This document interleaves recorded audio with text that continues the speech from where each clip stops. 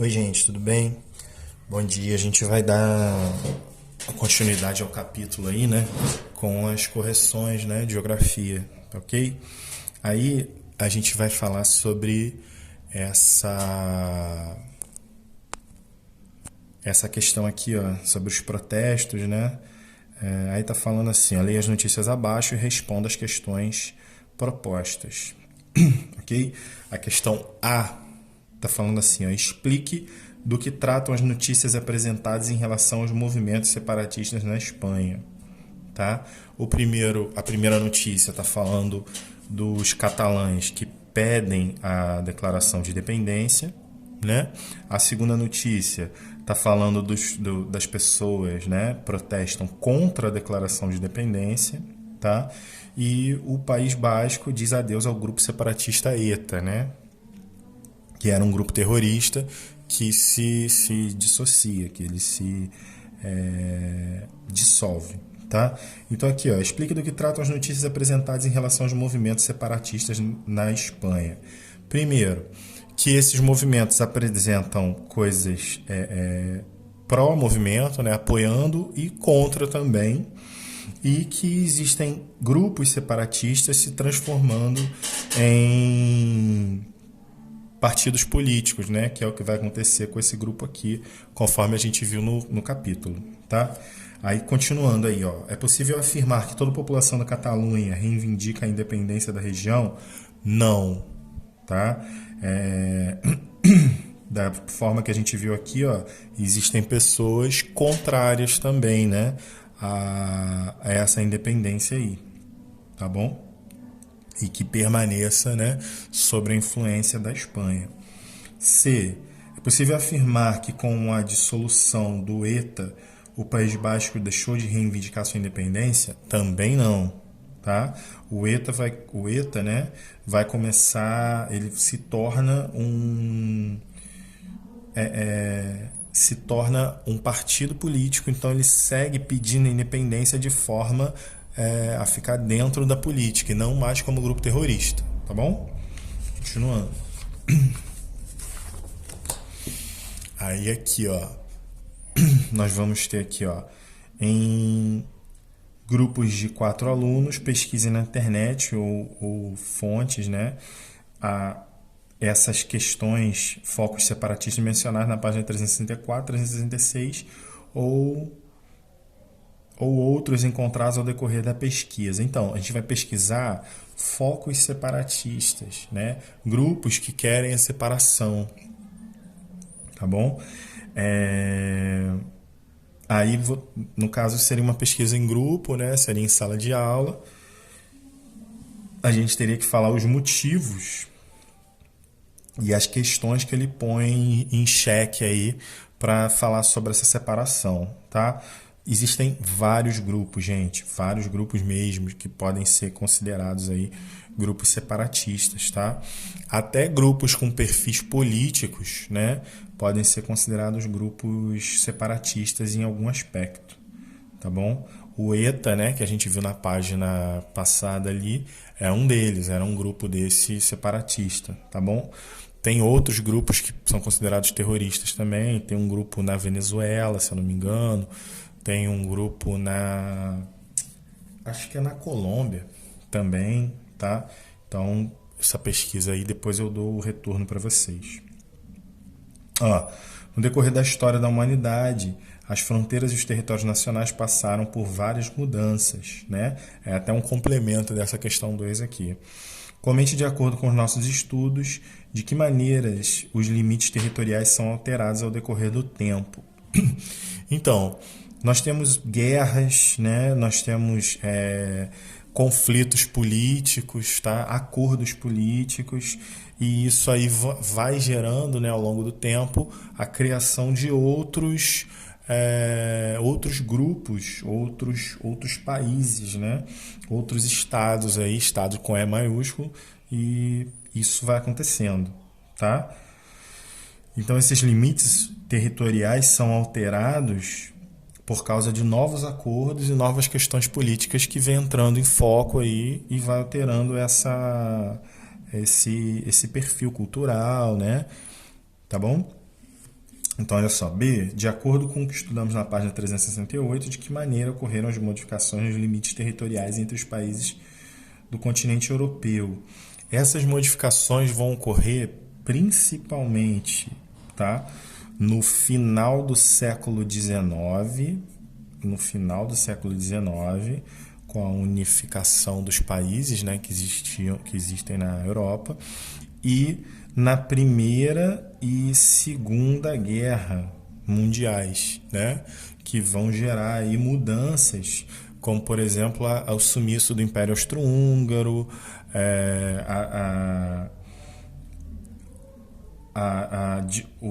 a Tchecoslováquia vai se desdobrar em alguns países, né?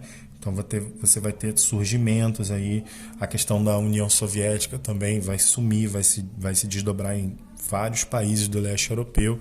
Então você vai tendo mudanças aí nesses países, tá bom? Continuando. Olha só. Foi. Leia as projeções cartográficas e as suas ligue as projeções cartográficas às suas respectivas informações. Projeção cilíndrica. Aí a gente vai ter que falar aqui como essas projeções aqui, como elas se referem ao que a gente está vendo, né? E o que perde, o que ganha nesse tipo de projeção. Projeção cilíndrica é esse tipo de projeção aqui, ó. Cadê? Aqui, ó. Projeção cilíndrica, projeção cônica, projeção plana ou azimutal. Então vamos lá. Projeção cilíndrica. Aí tá falando lá, né, gente? Nas proximidades da linha do Equador estão localizadas áreas com menores deformações nesse projeto. Projeção cilíndrica. Tá? Vocês vão ler e rapidamente vão encontrar. Olha só. Projeção cônica. As áreas próximas à linha do Equador são as que possuem maiores distorção, né? Porque o cone abre assim, né? Vai fazendo aqui. Aqui está o planeta, tá? Aqui está a linha do Equador e aqui está o cone, né? Então, lógico que essa parte aqui vai ser mais fiel, porque está mais perto, e essa parte aqui vai ser mais distorcido. Tá bom? E por último aqui, projeção plana. As áreas de maior distorção se localizam nas extremidades da representação, tá? Que é normalmente a representação que a gente tem mais fácil, né? Aqui, ó, plana. A gente vai ver uma chapa a partir de uma bola, então, logicamente, como se fosse uma foto, né? Beleza, olha só. Qual das projeções mostradas na página 372 e 373 representa de maneira mais aproximada a relação de proporção entre a área dos territórios da América do Sul e da Groenlândia? Explique sua resposta. 372 e 373. Vamos lá, são essas aqui, ó. A de Peter, né? E a de Mercator, tá? Então, qual que representa melhor essa área aí? A gente vai ter que ter uma ideia, vai ter que ler, né? O que cada um fala. E, obviamente, como essa aqui, ela tenta ampliar essas partes aqui mais eurocêntricas, vamos dizer assim, né? Ampliar a Europa e botar mais destaque na Europa, tá? Não guarda muita fidelidade em relação às distâncias, tá? Já essa aqui guarda uma fidelidade maior em relação às distâncias, tá? Mas ela cria um plano mais esticado, porque isso aqui seria uma bola, né? E não um plano. Então, é essa aqui, tá bom, gente? Essa aqui é a resposta dessa aqui. Então, aí pergunto por quê. É justamente isso que eu falei, porque a de Peter guarda uma proporção melhor em relação às distâncias, né? E em relação ao tamanho dos continentes, tá bom? Ela cria um esticar maior, mas a relação do tamanho dos continentes é mais correta. Ok. Explique por que a projeção de Mercator representa o território da Groenlândia em tamanho maior do que o real. Tá. Quer dizer, a questão a resposta está assim: a projeção de Mercator conserva mais as formas de continentes e países e distorce suas áreas. Além disso, por ser uma projeção cilíndrica, possui maior distorção nas áreas afastadas. É isso aí. Então você vai ter essas áreas aqui, ó, de forma mais fiel, e essas áreas aqui mais afastadas, mais distorcidas, tá bom? Além disso, ela vai aceitar melhor essa projeção do tamanho dos continentes, mesmo que de forma esticada, mas, como eu disse, esticada, né? Então isso vai gerar uma distorção maior, tá bom? Então, os polos, essa parte aqui dos polos, principalmente aqui, ó, essa parte aqui do norte e essa parte aqui do sul, elas são amplamente esticados, tá? Continuando aí, ó, vamos ver. Leia o texto e em seguida responda as questões abaixo. O mapa mundi que nos ensinaram dá 2/3 para o norte e 1/3 para o sul. No mapa, a Europa é mais extensa do que a América Latina, embora na verdade a América Latina tenha o dobro da superfície da Europa. A Índia parece menor que a Escandinávia, embora seja 3 vezes maior. Estados Unidos e o Canadá no mapa ocupam mais espaço do que a África, embora corresponda a apenas 2/3 partes do território africano. O mapa mente, a geografia tradicional rouba espaço. Ok, gente? Aí pergunta aqui, ó, qual projeção cartográfica se refere o texto? Quais são suas características? A projeção de Mercator, que é a mais aceita, né, a mais utilizada aí atualmente, tá? E por que você tem essa questão aí desse esticar? Porque nós temos na projeção de Mercator uma projeção eurocêntrica, né? Ou seja, mantendo a Europa no centro, mantendo o mundo ocidental branco no centro dessa questão aí, tá bom? No centro de toda a realidade, no centro da importância do mundo. Então, olha lá, por que podemos dizer que por trás da referida projeção há uma questão ideológica? Justamente por isso, gente. Porque nós aprendemos na escola uma ideia de valorizar a Europa, de que a Europa é mais importante no mundo, entendeu? É maior, é mais desenvolvida, é mais importante e tudo mais. Então, esse mapa ele gera um engrandecimento dos continentes ocidentais brancos, né, em detrimento do tamanho, né, dos outros continentes, tá?